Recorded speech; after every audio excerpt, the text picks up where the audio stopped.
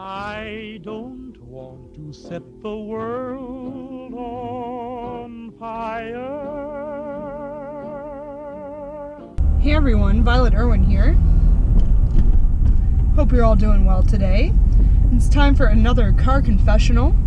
In today's car confessional, I'm going to discuss the first kind of property, which I mentioned in a previous video, which is real property.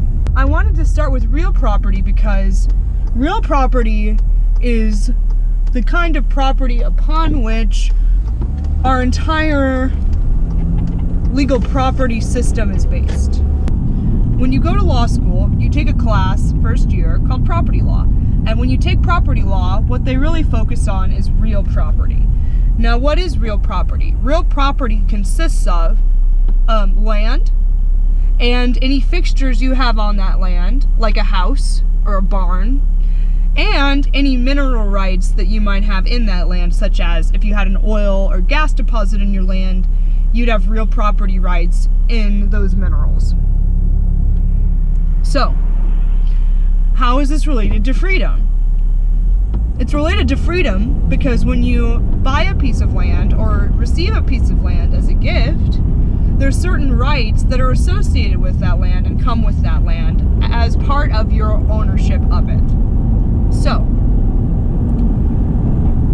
and this is something that we've discussed previously in the last video, which is that there's a bundle of sticks, quote unquote, that goes along with owning a piece of property. And what we mean by a bundle of sticks is that there's a bundle of different rights that go along with property ownership. Now, there's a lot of different sticks, so to speak, in this bundle, but I'm just going to go through some of the basic ones today, the ones that matter most, I would say, and the ones that the majority of property case law is based on, which are the right to possess, the right to control, the right to exclude, the right to enjoy, the right to dispose of / destroy, and the right to convey. So I'm going to stick within those 6 rights, or those 6 sticks, as it were, within the bundle when I'm talking about real property, and I'll use those same 6 sticks as I go through the other kinds of property too in later videos. So, let's start with the first stick, the right to possess. Now this one's pretty obvious in that you can't really own something if you don't have the right to possess it, right? So let's think about the right to possess in terms of personal property. It's a little easier. So I've got these rings on my hand. Now, as part of owning these rings, I have a right to hold them, keep them, wear them. You know, they're my possessions. I get to hold them. That's part of it. So with land, when you think about a right to possess, that means you have the right to hold that land. It's your possession. So that's when you get stuff like you can build a fence on it. It's your possession. It's within yours. You can put a house on it. You possess it. It's yours to do things with. You hold it. So that's the right to possess. Now, the right to control is really related to the right to possess, except that instead of just saying you have the right to hold it, it's also that you have the right to decide what happens with that which you hold. So if you hold the land, you also get to decide the rules of that land, so to speak. So if you own a piece of property and you can say, on my land there is no marijuana allowed. On my land, all lights have to be out after 10 p.m. or something. You know, you can make totally arbitrary rules, but you're the one in control, and you're the one who gets to decide what those rules are. Building a fence is also an act of control, right? Because you get to decide where the fence is, how tall the fence is, how much of the land it covers. And it's the same thing with the house. You get to decide how big the house is, whether you want to have a house on there at all. And with the mineral rights, you get to decide if you want to mine those or if you want to keep all that stuff in the ground and not touch it. You're in control. You're the one who has the last say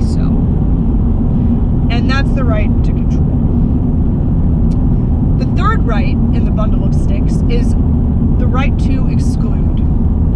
Now, the right to exclude also goes to the fence example because, in effect, if you own the land, you get to decide who you keep out of the land, right? And that's why we have all of these laws regarding trespass and burglary. I mean, burglary gets into some other sticks as well. But the idea is that you get to decide who is on your land. And if someone comes onto your land without permission, you can exclude them. You can give them the boot. That's part of land ownership.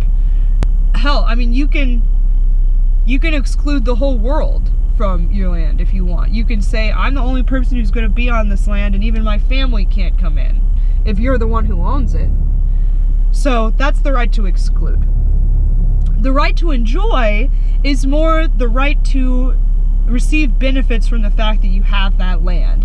So if you have land, you can build a house on it and live in that house and enjoy that house and cook in that house and sleep in that house. And you can build a pool and swim in your pool, or you could have a garden and walk through your garden. But the idea is that you get to enjoy your land the way you see fit and the way that you would enjoy it, right?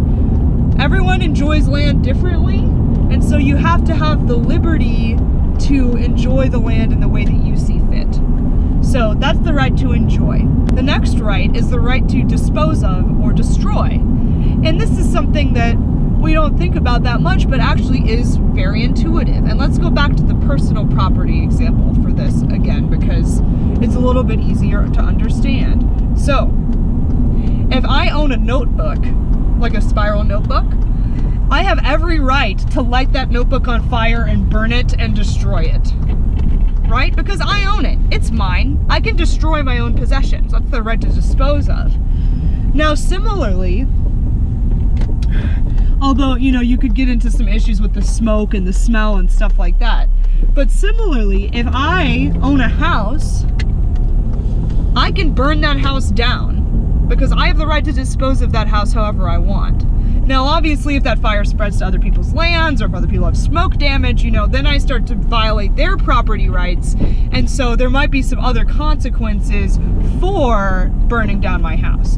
But burning down my house in and of itself is not a problem because I own the house and I can dispose of it however I want. Similarly, if I had a plot of farmland and I wanted to keep an enclosed kind of fire on just my land, I could get away with that too because it's my land. I can dispose of it or destroy it however I want. So that's the right to dispose of. Now, the right to convey means that you can sell your land or give your land to whoever you want.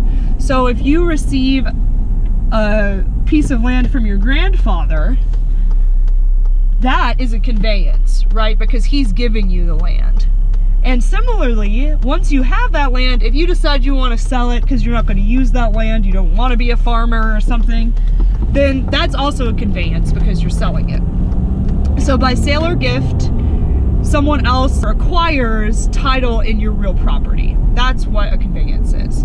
And that's another right that comes along with the ownership of land. So to recap, ownership of real property comes with a bundle of sticks, and that bundle of sticks means that there's a bundle of rights associated with ownership of that property. And the 6 most important ownership rights in that are the right to possess, the right to control, the right to enjoy, the right to exclude, the right to dispose of, and the right to convey. So, with that legal framework in mind, let's see how some of these rights in the bundle of sticks have been extrapolated to get to some of the amendments that are in our Bill of Rights of our Constitution. I think the best one to start with is the Second Amendment, because we might as well just go in numerical order with the amendments, okay? So the Second Amendment is really a creation of the right to exclude. And I'm going to talk about it specifically in terms of real property today, but in any instance, the Second Amendment is a product of the right to exclude. And I'll get into that with property of body later, but today we're just talking about real property. So, people hear about stand your ground laws and all this other stuff. But the real idea is that if you own a piece of property, you have the right to defend that property. And people want to kind of split up defense and exclusion, but really these are the same idea. So if someone tries to come into your land without your consent, that's a trespass. And a trespass alone is not enough to justify the use of lethal force like a gun against somebody who's coming onto your property. But it is enough to sue them civilly.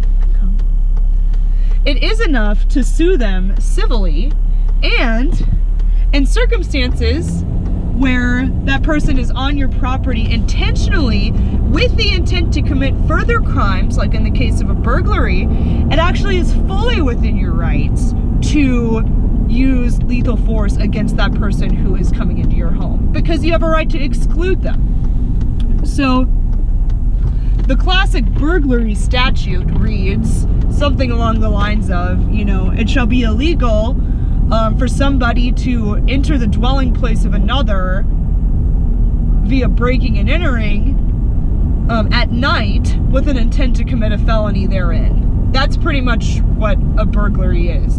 And the reason why a burglary can be met with lethal force is because someone is violating your right to exclude with the intent of committing additional felonies, right?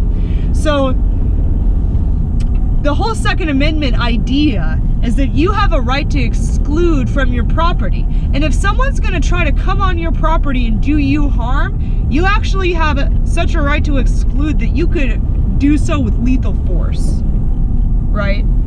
So that's the idea of Second Amendment home protections. And that's why we have laws that protect the right to bear arms, especially within the house. Even in jurisdictions that are really loose on the Second Amendment, like Washington, D.C., they still have said that within your home, you always have a right to defend yourself and a right to bear arms, because you have a right to exclude from your home and from your real property.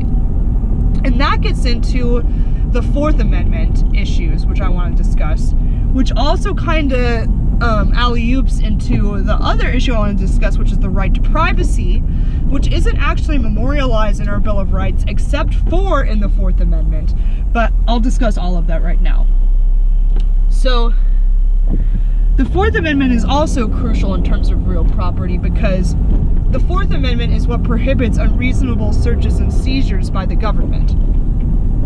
And most of the time, the kind of search we're talking about, or the kind of search that they actually were trying to prevent when they wrote the Fourth Amendment, was home searches by government officials. And if you guys don't remember, I invite you all to refresh your memory of the Stamp Act, because the Stamp Act really drove our revolution. And one of the reasons why the Stamp Act was so offensive was because it effectively required the colonizers to have stamps on a certain kind of document. Or most documents had to have a stamp, and you had to pay for that stamp from the crown. And in effect, what the Stamp Act did was let the king's cronies just come into your house without a warrant or anything and check all your shit to make sure you had the necessary stamps on it. And if you didn't have the necessary stamps, then you could face whatever penalties, you know, were required for such a violation. But I bring this up because the Fourth Amendment specifically prohibits such unreasonable searches, and it goes to the real property idea. And this is my proposal. My proposal is that the right to privacy, which encompasses the Fourth Amendment and all of this other mess about no wiretapping and all of that, is really just a product of the right to exclude. Because the right to exclude means I want to keep this part of my life just for myself or just for my family. In effect, the right to exclude is deciding what you keep private. So what happens inside of your house is something that you have a privacy right in, because you have a right to exclude from your house. Let's take what's been going on with the FISA courts and the NSA and all that kind of stuff when we think about the Fourth Amendment, and why that's such a violation of the Fourth Amendment, and ultimately a violation of our right to exclude from property, and later our property of body and mind. So in terms of real property though, when Samsung or Apple or any of these companies has a camera on that's just recording whatever's happening inside of your home without your knowledge, that is an invasion of your privacy. And it is because as an owner of that house, you have the right to exclude from that house. So if someone is coming in and wiretapping or recording you without your knowledge, they are taking away from you your right to exclude. You have the right to exclude from your house whoever you want. But if some government body or other entity is in your house recording you, listening to you, or any of that, they are violating your right to exclude because you don't even know that somebody's in there listening. You didn't have a choice about whether or not to exclude them. So it's a de facto violation of your right to exclude, okay? And it's really easy to understand this when we're talking about a house, because if someone's wiretapping, you know, they're just listening to what's going on in the house. So what's in the house, you have a right to exclude people from, and that includes your conversations and, you know, what you're doing in there. You get to exclude people from all of that. So that's kind of how this Fourth Amendment comes into play, and that's why all of this stuff is so nefarious, because you can see how if the right to exclude from real property is compromised, then just imagine what the right to exclude from your property of body and your property of mind has become in recent years. I mean, your right to exclude from your mind has become more and more compromised all the time. And from your body even, as we see these transgender activists trying to argue that to not be attracted to a transgender person is bigotry, what that argument really is saying is, if you choose to exclude me from your body, you're a bigot. So we're getting to a point where using your right to exclude as it pertains to anything other than real property or personal property, i.e. to your property of body or property of mind, is now coming under attack. The right to exclude from your mind and from your body has been greatly under attack in recent years. So that's why it's so important, though, that we start with the basics and understand what's going on with real property, okay? So those were the issues I wanted to focus on today. I really hope that you've enjoyed this overview of what real property is and what it means to own real property. And I hope that you'll tune in for the next one. Please like and subscribe below, and have a great day, guys. I just want to start a flame in your heart.